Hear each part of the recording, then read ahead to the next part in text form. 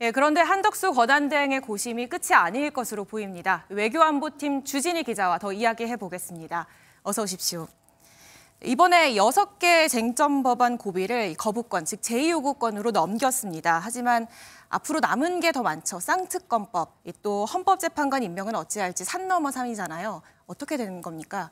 네, 그야말로 첩첩산중인 상황입니다. 먼저 하나하나 꼽아보면 내란특검법, 김건희특검법 등 쌍특검법을 1월 1일까지 처리해야 합니다.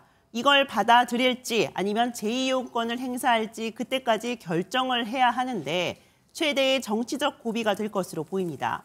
또 임명권 문제가 있는데요. 3명의 헌법재판관과 공석인 국방부 장관 등 임명을 두고 여야 사이에 끼었습니다. 김대기 신임 주중 한국대사가 중국에게 아그레만까지 받았는데 탄핵으로 절차가 중단된 이후 다시 진행하는 게 맞는지 외교 문제도 있습니다. 또 한 권한대행이 피고발인 신분으로 수사에 직면해 있다는 것도 있어서 곳곳이 내관인 상황입니다. 예, 근데 당장 관건은 코앞에 닥친 이 특검법 같거든요. 거부권을 행사하면 탄핵 안 내겠다라고 벼르던 민주당이었는데 일단은 마지막 경고다라면서 분위기를 보고 있습니다. 근데 남은 두 특검법, 이것만큼은 뭐 레드라인을 넘어서 당장 시행하라라고 재촉하고 있는 상황 아닌가요?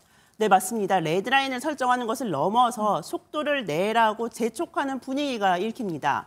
사실 민주당은 내란 특검을 빨리 만들어서 특검이 내란 수사와 기소를 마무리 짓게 하고 싶어 합니다. 그런데 특검을 구성하려면 앞으로 한 달 이내에는 힘들어 보이죠. 결국 윤석열 대통령 관련 사건을 모두 이첩받은 공수처가 특검 구성 전에 수사를 끝내면 검찰이 사건을 받아서 기소 여부를 결정합니다.